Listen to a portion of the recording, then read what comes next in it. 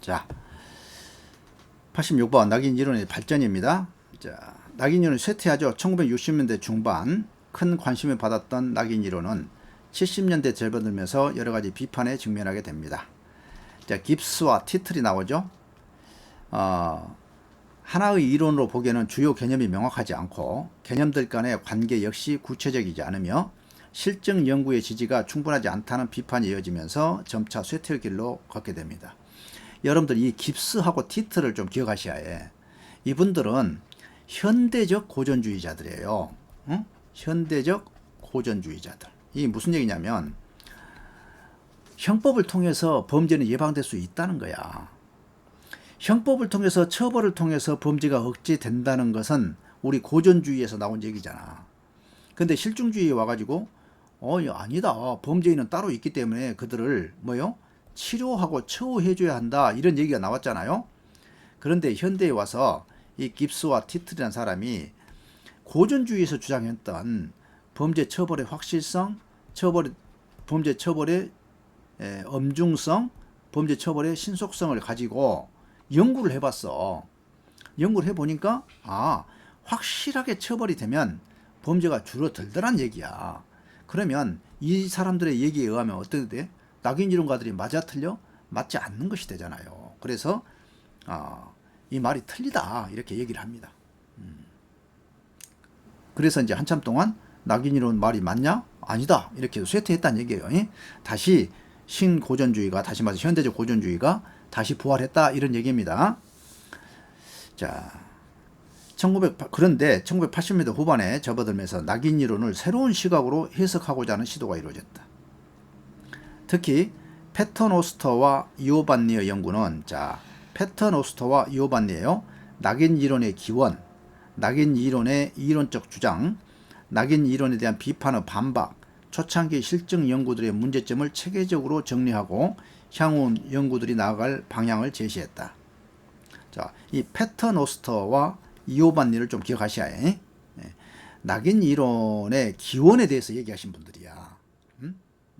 낙인 이론 기원에 대해서 패터노스터와 이오반니.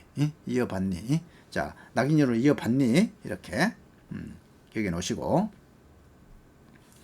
자, 비공식적인 낙인 봅시다. 비공식적 낙인이란 공식적 사회통제기관에 소속되지 않은 사람들이 공식적인 사회통제 수단을 통하지 않고 사회적 맥락에서 한 사람을 특정한 유형으로 규정하려는 시도를 말해. 자, 다시 말해서 경찰, 검찰, 법원 등 형사사법기관이 아닌 가족이나 친구, 교사 등 주위 사람들에 의해서 이루어지는 낙인을 비공식 낙인이라고 그래. 그런데 초기 연구에서 공식 낙인과 비공식 낙인을 거의 동등한 비중으로 다뤘어. 근데 낙인 이론의 관심은 점차 공식 낙인으로 집중되었단 말이죠. 우리 아까 레머트가 그 얘기 했잖아요. 공식적 낙인과 비공식적 낙인 중에서 누가 더 중요하다? 무엇이? 공식적 낙인이 더 중요하다. 그런데 1990년대에 들어서면서 비공식적 낙인의 2차적 일탈에 대한 효과에 주목하는 실증 연구들이 증가했다는 거야. 그래서 단순히 주변 사람들로부터 일방적인 영향을 받기보다는 주변인들의 평가를 내적으로 평가하여 거부하기도 하고 받아들이기도 하는 내면화 과정에 낙인 이론은 주목하였다. 내면화. 다시 말해서 나는 범죄인이다라고 하는 자기 부정의 관념을 갖게 되더란 얘기야. 이게 중요하구나 이렇게 생각한 거예요. 그래서 애초부터 좀 조심하자는 얘기야. 무조건 이제 국가사회로, 그러니까 경찰이나 검찰이나 법원을 보내지 말고 어떻게 사회 내에서 어떻게 한번 좀 처리를 해보면 어떨까라고 하는 이론들이 나오게 됐다는 거예요. 그 대표 주자가 뭐냐면 브레이스 웨이트예요. 이거 한번 볼까? 낙인 이론은 형사처벌이 범죄 유발 요인으로 보는 반면, 전통적 억제 이론은 형사처벌을 범죄 억제 요인으로 봤다. 이거 전통적 형법이죠. 형법은 억제 요인으로 봤다는 게. 자, 여러분들 낙인 이론은 형사처벌이 범죄 유발 요인인데 전통적인 우리 고전주의에서는 뭐요? 형사처벌이 범죄 예방 억제가 된다고 봤다니까. 그러니까 앞에서 봤던 깁스와 티틀이 현대적 고전주의, 신고전주의에서 얘기한 것은 뭐냐면, 야, 낙인 이론 니네들 말 틀리더라? 이거 해보니까 맞더라? 이렇게 된 거예요. 자, 그런데 브레이스 웨이트는 범죄, 수치와 재통합이라는 논문에서 낙인 이론에 대한 실증 연구의 지지가 제한적인 이유는 낙인의 종류를 제대로 구분하지 못하였다고 주장했다. 낙인의 종류를. 이 낙인을 하는데 이 낙인이 여러 가지가 있다는 거야. 수치심을 주는데, 낙인은 뭐야? 수치심을 주는 거잖아요. 수치심을. 근데 이 수치심 속에는 두 가지가 있다는 거야. 하나는 해체적인 수치심이 있고 하나는 통합적 수치심이 있대. 같은 수치심 낙인을 찍는데 낙인의 성격이 다르다는 거야. 자, 한번 읽어볼까? 자, 이에 대한 대안으로 재통합적 수치심 이론을 제시했다. 자, 이 말은 낙인이라고 하는 처벌을 하는데, 이 처벌을 할 때 하나는 너는 이 사회에서 사라져라, 너는 우리하고 함께 못한다라고 하는 해체적인 낙인을 수치심을 부여할 수도 있고, 아니야, 너 지금 창피스럽지, 너 창피 무지 당해야 해, 그런데 그 창피, 오늘의 이 창피를 거울 삼아서 우리하고 다시 한번 잘해볼래? 라고 하는 수치심이 있다는 거야. 그런데 이 수치심을, 두 번째 수치심을 우리는 재통합적 수치심이라고 그래. 자, 3번에 보니까 어떠한 유형의 낙인이 2차 비행을 유발하는가에 대한 질문에 대한 해답을 모색하는 과정에서 탄생한 이론이다. 자, 이론의 핵심 개념인 수치란 낙인 이론에서의 낙인에 상응하는 개념으로, 낙인이야 이게, 수치는 낙인이야. 그런데 브레이스 웨이트는 수치를 불승인 표시로서, 승인하지 않는 표시로서 당사자에게 양심의 가책을 느끼게 하는 것, 양심의 가책을, 책임감을 느끼게 하는 것, 이렇게 얘기했단 말이야. 이해가 되십니까? 자, 그래서 자, 수치심을 두 가지로 나눴어. 수치심을 하나는 해체적 수치심, 거부적 수치심, 하나는 재통합적 수치심이라고 그랬어요. 자, 범죄자를 공동체의 구성원으로 받아들이려는 노력을 수반하지 않는 처벌이야. 교도소 전과자 만드는 것은 공동체의 요원으로 보지 않죠. 나쁜 놈들 영원히 좀 격리됐으면 좋겠다, 이런 생각을 많이 갖잖아요. 자, 오명을 경험한 범죄자는 긍정적인 인간관계와 사회적 기회로부터 소외되고 결국 비행적 자아관념을 갖게 된다.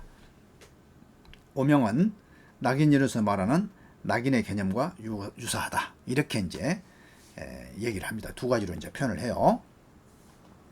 자, 재통합적 수치심은 뭐냐 했더니, 처벌을 하되 범죄자라는 낙인으로부터 벗어나도록 해주기 위한 의식, 용서의 말과 몸짓을 수반한다는 거야.